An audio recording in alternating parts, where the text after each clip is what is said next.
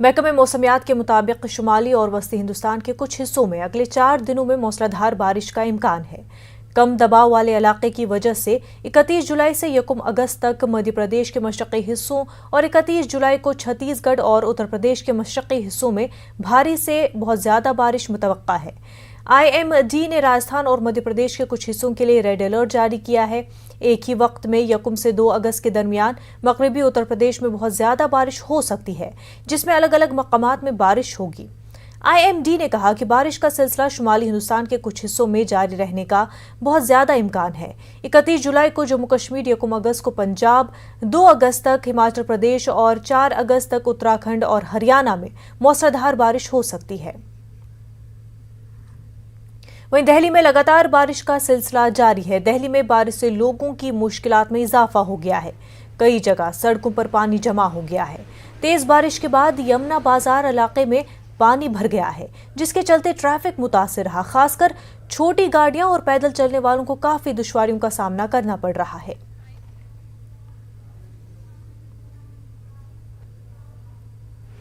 Delhi NCR में सुबह से ही बारिश हो रही है और बारिश के कारण दिल्ली वालों को तापमान में तो गिरावट हुई है, लेकिन उसके बावजूद यहाँ पर आप देख सकते हैं कि दिल्ली में जो वाटर लॉगिंग की जो समस्या है वो आपको देखने को मिल जाएगी। इस समय हम खड़े हैं दिल्ली के ITO पर और जहाँ पर आप देख सकते हैं कि वाटर लॉगिंग को लेकर लोग परेशान हैं।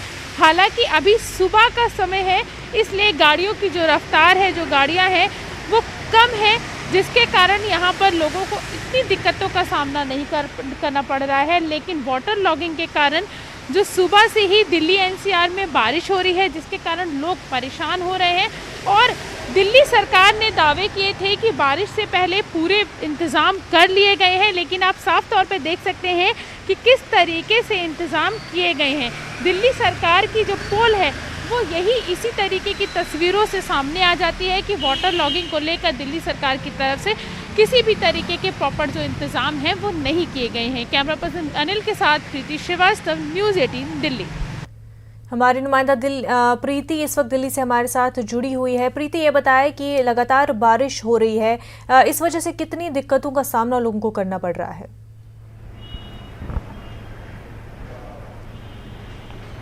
बिल्कुल, मैं आपको बता दूं कि दिल्ली NCR में कल रात से ही बारिश हो रही है और बारिश के कारण दिल्ली में कई जगहों पे वाटर लॉगिंग की जो समस्या है वो देखने को मिल रही है। हालांकि राहत की बात यह है कि आज रविवार है, छुट्टी का दिन है, जिसके कारण जो गाड़ियां हैं वो काफ़ी संख्या में, जो गाड़ियों की संख्या है वो कम है, क्योंकि छुट्टियाँ होती हैं। छुट्टियों के कारण जो लोग हैं, लोगों का जो आवागमन है सड़कों पर वो काफ़ी कम है, जिसके कारण जो जाम की स्थिति है, जो ट्रैफिक की स्थिति है वो तो नहीं है, लेकिन वाटर लॉगिंग के कारण लोग परेशान हो रहे हैं। और कहीं कहीं पे जो दिल्ली के जो मेन इलाके हैं, अगर हम बात करें कि दिल्ली के ITO की बात करें, सरोजनी नगर की बात करें, लाजपत नगर की बात करें और जो दिल्ली का दिल कहा जाता है यानी कि कनॉट प्लेस, अगर हम उसकी बात करें तो वहाँ पर भी कहीं का नहीं अधिकतर जगहों पे आपको वाटर लॉगिंग देखने को मिल जाएगी, जिसके कारण जो गाड़ियाँ हैं वो धीमी चल रही हैं। और साथ ही अब मैं आपको बता दूं कि दिल्ली NCR में जो पिछले रात से ही जो बारिश हो रही है, हल्की बारिश, अभी भी बूंदाबांदी, आप मेरे पीछे देख सकते होंगे कि अभी भी बारिश हो रही है, जिसके कारण दिल्ली वालों को जो मौसम में तो राहत मिली है, मतलब जो तापमान है, तापमान में काफ़ी गिरावट आई है, जिससे कि दिल्ली वालों को राहत तो मिली है, लेकिन जिस तरीके से गड्ढों में पानी भर गया है, सड़कों में पानी भर गया है, उसको लेकर भी लोग काफ़ी परेशान हैं। मौसम विभाग की बात करूँ तो मौसम विभाग ने साफ तौर पर कहा है कि आने वाले 24 घंटों में इसी तरीके की जो समस्या है वो देखने को मिलेगा और आने वाले 24 घंटों में इसी तरीके से दिल्ली NCR में बारिश जो है वो लगातार होती रहेगी। तो अभी फ़िलहाल दिल्ली वालों को ये जो बारिश हो रही है इससे कोई राहत नहीं मिलेगी, क्योंकि मौसम विभाग ने कहा है कि आने वाले 24 घंटे इसी तरीके से बारिश होगी। लेकिन इतना ज़रूर है कि जिस तरीके से मौसम ने करवट ली है तो उससे सरकार की जो पोल है वो ज़रूर खुलती हुई नज़र आ गई है कि जो सरकार ने दावे किए थे कि हमने बारिश से पहले, मानसून आने से पहले हमने पूरी तरीके से इंतज़ाम कर लिए हैं, सभी जगहों पे प्रॉपर इंतज़ाम कर लिए हैं, जल निकासी की व्यवस्था की गई है, उसको लेकर जो पोल खुलती हुई नज़र आ रही है वो ज़रूर पोल खुलती हुई नज़र आ रही है। और एक बात मैं यहाँ पे ये भी बताना चाहूँगी कि सुबह से जो बारिश हो रही है उसके कारण दिल्ली के कई इलाकों में बिजली भी नहीं है, यानी कि लाइट नहीं आ रही है, जिससे भी लोग परेशान हो रहे हैं, क्योंकि बिजली की समस्या भी यहाँ पे लोगों को हो रही है, क्योंकि सुबह से ही कई इलाकों में, दिल्ली के ऐसे कई इलाके हैं जहाँ पे बिजली नहीं आ रही है। जी तो काफ़ी दिक्कतों का सामना यहाँ पर लोगों को करना पड़ रहा है। वहीं जो दिल्ली हुकूमत के अक्सर दावे रहते हैं कि तमाम तर इंतजामात किए गए हैं और बिजली भी यहाँ पर लोगों को मुहैया नहीं हो पा रही है सही से। प्रीति, बेहद शुक्रिया तमाम तर तफसीलात के लिए। आगे बढ़ते 26 जुलाई के सरहदी वाक़ये जिसमें आसाम पुलिस के 6 एहलकार फायरिंग और झड़पों में मारे गए थे। एक दूसरे के हुकाम को तलब करने के एक दिन बाद आसाम और मिजोरम ने समन का एहतराम करने से इनकार कर दिया। इस तातुल ने दोनों रियासतों के दरमियान कशीदगी में मजीद इजाफा कर दिया है। मिजोरम पुलिस की एफआईआर जिसमें उसके 6 ओहदेदारों के नाम है और आसाम पुलिस ने भी मिजोरम के ओहदेदारों के खिलाफ एफआईआर दर्ज की है। वहीं आसाम के वज़राला हिमांता बिस्वा शर्मा के मुताबिक ये मिजोरम की बचकाना हरकत है। हकीकत ये है कि जहां झड़पें हुई वो इलाका आसाम का है, लिहाजा अगर कोई मुकदमा दर्ज करना है तो दायरे इख्तियार आसाम पुलिस के तहत आता है। लेकिन अब चूंकि मुकदमा दर्ज किए गए हैं, मुझे लगता है कि दोनों हुकूमतों को उसे सीबीआई या एनआईए के हवाले करना चाहिए।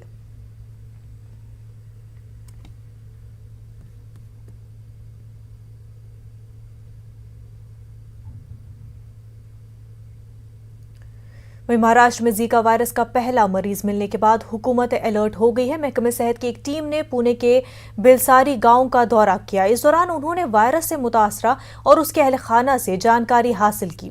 फिलहाल जीका वायरस से मुतासर खातून की तबीयत बेहतर है। इस दौरान महकमे सेहत के अफसरान ने गाँव के सरपंच, मकामी लोगों और मकामी महकमे सेहत की टीम के साथ मीटिंग की है।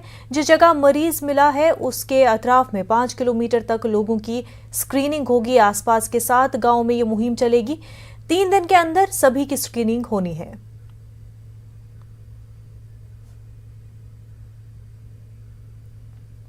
हमारे नुमाइंदे वसीम हमारे साथ जुड़ चुके हैं। वसीम, ये बताया कि जीका वायरस का केस जो है मुंबई में यहाँ पर महाराष्ट्र में मिला है और सैंपलिंग क्या शुरू हो चुकी है? जो वहाँ पर मॉस्किटोज है उनके सैंपल्स लिए गए हैं ताकि जल्द से जल्द पता लगाया जा सके कि कितने दायरे में इस तरह के मॉस्किटोज है। देखिए, कोरोना के बाद महाराष्ट्र में एक नया खतरा जीका आ चुका है। इसे लेकर भारत सरकार काफी चिंतित नजर आ रही है। केरल के बाद अब महाराष्ट्र में ये पहला मरीज मिला है। जिस तरह से देखा गया है कि जो बेलसारी गांव है, पुलंदर तहसील, वहां पे लगातार ये बुखार होने की लोगों की खबरें लगातार बढ़ रही थी जुलाई महीने से। इसके बाद 41 सैंपल लिए गए थे। उन 41 सैंपल्स के बाद जब भेजा गया, उसकी जब रिपोर्ट आई तो एक चौंकाने वाला रिपोर्ट आई जिसके अंदर चिकनगुनिया के 25, डेंगू के 3 और जीका वायरस के 1 मामले सामने आए। जिसके बाद पूरा प्रशासन पूरी तरह से अलर्ट हो गया है और जो भी इंतजाम है वो करने की शुरुआत कर दी गई है। स्वास्थ्य विभाग के अधिकारी लगातार जिस बेलसारी गांव से लेकर इसके आसपास के जो 7 गांव हैं, यानी कि 5 किलोमीटर तक इस पूरे मुहिम के लिए तैयारियां कर चुके हैं और साफ तौर पे लोगों को अलर्ट भी कर रहे हैं। जिस तरह से देखा गया है कि खास करके सफाई पे काफी ध्यान दिया जा रहा है। एक लिस्ट ऐसी भी बनाई गई है जो गर्भवती महिलाएं हैं, छोटे बच्चे हैं, अगर उन्हें किसी तरह का बुखार होता है तो उनके लिए किस तरह से इंतजाम किया जाए ये भी रखा जा रहा है। गर्भवती महिलाओं के लिए मच्छरदानी का भी इंतजाम किया जा रहा है ताकि इस तरह के वायरस फैले नहीं। और जिस तरह से सैंपलिंग शुरुआत की गई है और जिस तरह से जांच के नमूने सामने आ रहे हैं, उसके बाद पूरी तरह से अलर्ट साफ तौर पर महाराष्ट्र सरकार नजर आ रही है और लोगों से भी अपील कर रही है फिलहाल घबराने की जरूरत नहीं। इसके जो लक्षण है, अगर आपको ऐसा लगता है कि बुखार है या सर दर्द है या फिर बदन में दर्द है, इस तरह की अगर तकलीफें होती हैं, इसके जो लक्षण है 2 से 7 दिन तक होते हैं, तो ऐसे वक्त में अगर आपको इस तरह की शिकायतें हैं तो तुरंत डॉक्टर्स के पास जाइए और इसकी सलाह लीजिए। अगर धीरे धीरे अगर इसकी आप सलाह नहीं लेते हैं तो हो सकती है दिक्कतें बढ़ सकती है। पहला केस है 50 वर्षीय महिला का, लेकिन वो पूरी तरह से सुरक्षित है, वो उनकी तबीयत में सुधार आ चुका है। इसके परिवार जो है उन पे भी किसी तरह के कोई लक्षण दिखाई दे रहे नहीं है। लेकिन महाराष्ट्र सरकार किसी भी तरह का कोई रिस्क नहीं लेना चाहती है। यही वजह है कि पूरी तरीके से उन गाँवों पे खास करके उनकी नजर है और आसपास के जो 7 गाँव है उन गाँवों पे भी अपनी नजर बना के रखी हुई है। जी बिल्कुल वसीम, और वहीं जीका वायरस जो है सबसे ज़्यादा अगर ख़तरनाक होता है तो जो प्रेग्नेंट ख़वातीन हैं उनके लिए रहता है। तो जो हामला खवातीन हैं उनको बचाया जा सके, उनके लिए जो है सही तरह इंतजाम किए जा सके, इसके लिए इंतजामिया क्या कुछ कर रही है? देख, ख्वातीनों के लिए बाकायदा बहुत सारे इंतजाम किए गए हैं। खास करके पहले एक लिस्ट तैयार की जा रही है, आसपास के जो 7 गांव हैं उन गांव की लिस्ट तैयार की जा रही है कि कितनी गर्भवती महिलाएं हैं, और उसके बाद उन लिस्ट के आधार पर उस पास के इलाके को सबसे पहले स्वच्छता अभियान शुरू किया गया है। सैनिटाइजर लगातार किया जा रहा है ताकि किसी भी तरह की कोई गंदगी ना फैले। साथ ही मच्छरदानी का इंतजाम किया गया है उन महिलाओं के लिए। ग्राम पंचायत, जब स्वास्थ्य विभाग के अधिकारियों ने इस मामले में ग्राम पंचायत के जो सदस्य उनसे बात की, जो सरपंच हैं उनसे बात की, और उनके साथ एक्शन प्लान तैयार किया गया है कि इस तरह की लिस्ट तैयार किया जाए खासकर गर्भवती महिलाओं के लिए, और उन्हें मच्छरदानी तुरंत मुहैया कराई जाए ताकि किसी भी तरीके से मच्छर से बचा जा सके। और जो स्वच्छ सफाई है आसपास के जो इलाके के, उस पर ध्यान दिया जाए ताकि इस वायरस को रोका जा सके। क्योंकि सबसे बड़ी, अगर ये नंबर्स बढ़ते गए तो आने वाले दिनों में काफी दिक्कतें हो सकती हैं, क्योंकि अब भी महाराष्ट्र में कोरोना के मरीजों की जो संख्या है इसमें काफी बढ़ोतरी है। ये नहीं कहा जा सकता है कि पूरी तरीके से महाराष्ट्र में कोरोना ഘട്ടങ്ങളിൽ വരാതെ ലോക്ക്ഡൌൺ അശാസ്ത്രീയമാണ് എന്നുള്ളത്। जी बिल्कुल वसीम बेहद शुक्रिया आपका तमाम तर तफसीलात के लिए। क्या सैनिटाइजर नुकसानदेह है? क्या टीके आपके डीएनए को मुतासिर करते हैं? क्या टीकाकारी आपको कोविड-19 से मुतासिर कर सकती है? और क्या ये कुछ सवाल है जो आपके ख्याल में आते हैं?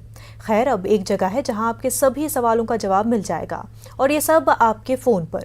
नेटवर्क 18 और फेडरल बैंक की कौमी सतह की टीकाकारी से मुतल्लिक बेदारी मुहिम के तहत कोविड-19 के खिलाफ संजीवनी और short of life Sanjeevani WhatsApp helpline शुरू हो गई है। आपको बस 7977773753 पर व्हाट्सएप करना है और आपको उसी वक्त आपके सवाल का जवाब मिल जाएगा। जानकारी जिसे जांच और क्रॉस चेक किया गया है। तो आगे बढ़े, कोविड-19 पर अपने सवालों को व्हाट्सएप करें और अपनी ज़रूरत की सभी जानकारी हासिल करें। नंबर है 7977773753। के बाद आपका खैर मकदम है। जम्मू कश्मीर हुकूमत को पता चला है कि 1990 की दहाई में सीआईडी वेरिफिकेशन सिक्योरिटी क्लियरेंस उन लोगों को जारी की गई है जो मिलिटेंसी में मुलविस थे। हुकूमत ने अब ऐसे अनासर को कोई सरकारी मुलाजमत, पासपोर्ट, लाइसेंस वगैरह नहीं देने का फैसला किया है। श्रीनगर म्युनिसिपल कॉरपोरेशन में कुछ मिलिटेंटों की तकर्रुरी के हवाले से खसूसी तफ्तीश जारी है, जिन्हें सीआईडी और पुलिस की जानिब से वेरिफिकेशन जारी की गई। अब सीआईडी स्पेशल ब्रांच ने अपने तमाम यूनिटों को नोटिफिकेशन जारी करते हुए अलर्ट किया है और ऐसे अनासर का पता लगाने के लिए कहा है जो पथराव, कानून की खिलाफ वर्जियों और दीगर जराइम में मुलविस हैं, और उन्हें पुलिस या सीआईडी की जानिब से क्लियरेंस दिया गया है। इसके लिए मकामी पुलिस स्टेशनों में सीसीटीवी फुटेज, वीडियो, तस्वीर की जांच करने की हिदायत दी गई है। हमारे नुमाइंदे समीर भट्ट इस वक्त हमारे साथ जुड़ चुके हैं। समीर, नोटिफिकेशन जारी किया गया, वाज़ेह तौर पर इस नोटिफिकेशन में क्या कुछ कहा गया है? देखिए मनोरंजन, मैं आपको बताता हूँ कि जो गवर्नमेंट, J&K गवर्नमेंट है, वो बहुत ही सीरियस है इस इशू पे कि जो भी एम्प्लॉयज गवर्नमेंट जॉब कर रहे हैं या जिनको अभी एम्प्लॉयमेंट मिलनी है और वो अब गवर्नमेंट सेक्टर में जाएंगे, तो ये बावर किया जा रहा है कि पूरी एश्योरेंस ये होनी चाहिए कि उनका किसी भी मिलिटेंसी में, स्टोन पेल्टिंग में या किसी भी अनलॉफुल एक्टिविटी में कोई भी शिरकत नहीं रही होगी, डायरेक्टली और इनडायरेक्टली। और इसी के चलते जो सीआईडी ने कल लेटर इशू की है, अपने जो फील्ड स्टाफ है उनका जो वेरिफिकेशन करते हैं जी, उनको पूरी स्ट्रिक्ट गाइडेंस दी गई है। उनको पूरी तरह स्ट्रिक्टली बोला गया है कि जब भी वो वेरिफिकेशन करे तो जहां जहां वो वेरिफिकेशन करे, जिस चीज की करे, चाहे वो लाइसेंस का हो, पासपोर्ट हो या जो सिक्योरिटी रिलेटेड क्लियरेंस होती है, किसी की भी जॉब जब लग जाती है तो उसके लिए, तो ये पूरी तरह से वो देखें कि क्या कभी भी किसी भी टाइम पे अपनी जिंदगी में उन्होंने कोई स्टोन पेल्टिंग में, मिलिटेंसी में या किसी अनलॉफुल एक्टिविटी में हिस्सा तो नहीं लिया है, डायरेक्टली और इनडायरेक्टली।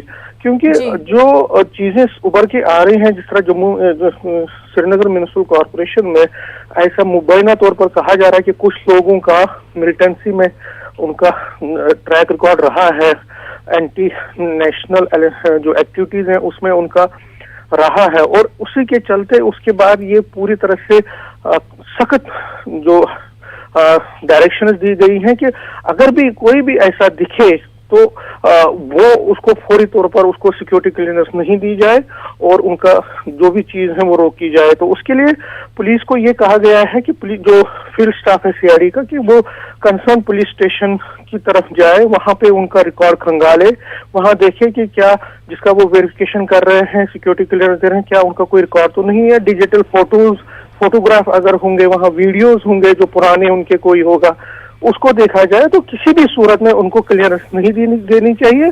और मैं आपको बता दूं कि कुछ दिन पहले से लगातार तकरीबन 25 के करीब जो गवर्नमेंट एम्प्लॉयज हैं जो बहुत टाइम से काम भी कर रहे थे, उनको भी सस्पेंड कर दिया गया, जो सर्विस से मुअत्तल कर दिया गया है। तो गवर्नमेंट ऑफ J&K जो है पूरी तरह से उसने सख्त निर्देश दिए हैं, डायरेक्शंस दिए हैं कि किसी भी हालत में उस बंदे को या उस एम्प्लॉय को या उस आदमी को क्लियरेंस नहीं मिलेगी, चाहे किसी के लिए भी, चाहे पासपोर्ट हो, लाइसेंस हो, या गवर्नमेंट जॉब के लिए जो अप्लाई करते हैं उसके लिए जो सीआईडी वेरिफिकेशन होती है, तो वो किसी भी हालत में उसको क्लियरेंस नहीं मिलना चाहिए। पहले उसका समीर, साफ तौर पर इसमें लिखा गया है कि क्लियरेंस नहीं दी जाएगी और किसी तरह की सरकारी मुलाजमत या पासपोर्ट नहीं दिया जाएगा। और इसमें जिक्र पथराव का भी है, जिसमें ज़्यादातर स्टूडेंट्स हमने देखे हैं रहे हैं जिन पर PSA केसेस भी लगे हैं। और इससे पहले इंतजामिया हालांकि कह रही थी ये बच्चे जो है इनको वापस से मेन स्ट्रीम में लानी है, उनको हिदायत करनी है। समीर, बेहद शुक्रिया तमाम तफसीलात के लिए। आगे बढ़ते हैं। बीती रात सांबा जिले में ड्रोन की तरह कोई शय और लाइट ब्लिंक करती देखी गई। इसको रिगल सजाना पुलिस स्टेशन गहवाल और ITBP कैंप के ऊपर उड़ता देखा गया, जिसके बाद अलर्ट जारी करते हुए पुलिस इस इलाके में गश्त बढ़ा दी है। वहीं जटवाल इलाके में मकामी लोगों ने आर्मी यूनिफॉर्म में 2 लोगों को देखा, जिसके बाद जम्मू कश्मीर पुलिस और SOG की जानिब से सर्च ऑपरेशन चलाया गया। 5 घंटे तक इलाके में सर्च ऑपरेशन जारी रहा। पूरे जिले में हाई अलर्ट है।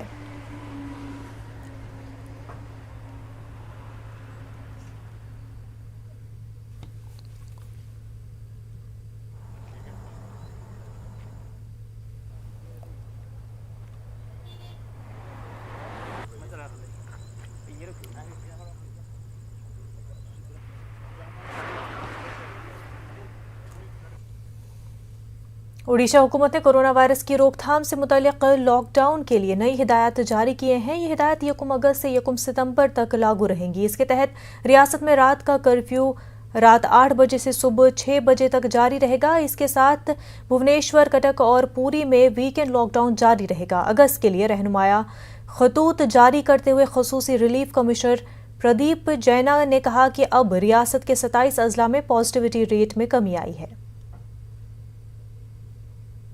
Indian council of medical research की जानिब से किए गए एक सर्वे में बताया गया है कि तेलंगाना में हर 3 में से 2 अफराद उनकी मालूमात के बगैर या जानकारी में कोविड-19 पॉजिटिव हुए।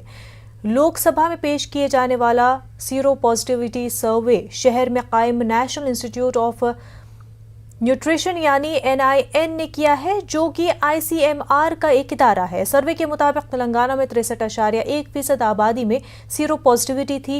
ICMR के सर्वे में कहा गया है कि तेलंगाना में रिपोर्ट होने वाले हर मुस्बत केस के लिए 42 केसेस को कम शुमार किया गया है। ये मुल्क भर में 33 कम शुमार शुदा केसों के औसत है। ताहम ICMR की रिपोर्ट, जो खालसतन सीरो पॉजिटिविटी पर मबनी है, इस बात की वजाहत नहीं करती है कि केसेस को किस तरह कम शुमार किया गया। वहीं हिंदुस्तान में कोरोना के 41,831 नए मामले दर्ज किए गए हैं। गुज़िश्ता 24 घंटों के दौरान 539 अफराद कोरोना से फौत हुए हैं। इस दौरान 39,258 अफराद कोरोना से सेहतियाब भी हुए हैं। सेहतियाबी की शरह 97.36 दर्ज की गई। आज मरकजी वज़ीर दाखिला अमित शाह उत्तर प्रदेश के दौरे पर हैं। अमित शाह आज यूपी में कई इंफ्रास्ट्रक्चर प्रोजेक्टों का इफ्तिताह करेंगे, जिसमें लखनऊ के फॉरेंसिक इंस्टीट्यूट का इफ्तिताह, मिर्जापुर में विंध्या वासिनी कॉरिडोर का संग बुनियाद, रूपवे का इफ्तिताह, बनारस में विश्वनाथ कॉरिडोर का जायजा लेना शामिल है। मरकजी वज़ीर दाखिला अमित शाह ने ट्वीट में लिखा कि योगी आदित्यनाथ जी की हुकूमत के जरिए बनाए जा रहे मां विंध्या वासिनी कॉरिडोर का संग बुनियाद होगा। इससे ये शक्तिपीठ रूहानी सयाहत का एक बड़ा मरकज बन जाएगा। तलाक़ सलासा को जुर्म करार दिए जाने वाले दिन आज यानी 1 अगस्त को यौम हुकूक़ मुस्लिम ख़वातीन के तौर पर मनाया जा रहा है। मरकज़ी वज़ीर बराए अक़लियत उमूर मुख्तार अब्बास नक़वी ने मीडिया से बात करते हुए कहा कि वज़ीर-ए-आज़म नरेंद्र मोदी की हुकूमत ने 1 अगस्त 2019 को तलाक़ सलासा या तलाक़ बिद्दत को कानूनी जुर्म करार दिया था। 3 तलाक़ को कानूनी जुर्म बनाने के बाद 3 तलाक़ के वाक़यात बड़े पैमाने पर कम हुए हैं और मुल्क भर की मुस्लिम ख़वातीन ने इसका इस्तक़बाल किया है। हमारे नुमाइंदे खुरम इस वक्त हमारे साथ जुड़ चुके हैं। खुरम, आज यानी 1 अगस्त को यौम ख़वातीन मुस्लिम ख़वातीन के तौर पर मनाया जाता है। बिल्कुल, देखिए मुनज़्ज़ा मोदी सरकार की यह हिकमत अमली रही है और इसको काफ़ी कामयाब भी माना गया, क्योंकि जब से ये कानून आया है उस वक्त के बाद से मोदी हुकूमत और RSS का ये मानना रहा है कि मुस्लिम ख़वातीन का काफ़ी सारा वोट वो भारतीय जनता पार्टी को मिला है।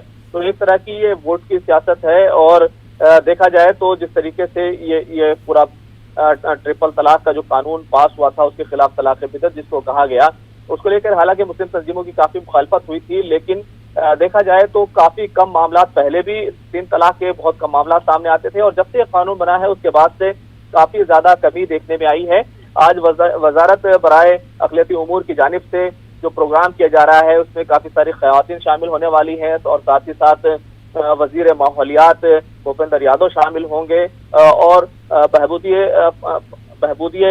ख़वातीन अतफाल वजीर जो है स्मृति ईरानी मरकजी वजीर, वो इसमें शामिल होने वाली हैं। तो ये तमाम चीजें होने वाली हैं और पूरे मुल्क में वजारत की तरफ से ये पूरा जश्न के तौर पर इसको जश्न मनाया जा रहा है। बेहद शुक्रिया तमाम तर तफसीलात के लिए। कोरोना वबा के दौरान बाहमी इमदाद और इन्हिसार का जज्बा मुस्तहकम हुआ है। मुल्क इस वबा से मुत्तहिद होकर मुकाबला कर रहा है। टीकाकारी के ऐलान के बाद हम बेहतर ताउन करें जिससे हम कोरोना को मात देने की जानिब कदम बढ़ा सके। नेटवर्क 18 इस मुहिम में हर कदम पर आपके साथ रहेगा। जब तक सभी महफूज नहीं होते तब तक कोई भी महफूज नहीं होगा और इसी सोच की बुनियाद पर हमारी मुहिम संजीवनी का मकसद ये यकीनी बनाना है कि वैक्सीन पाना सब हिंदुस्तानी का हक है।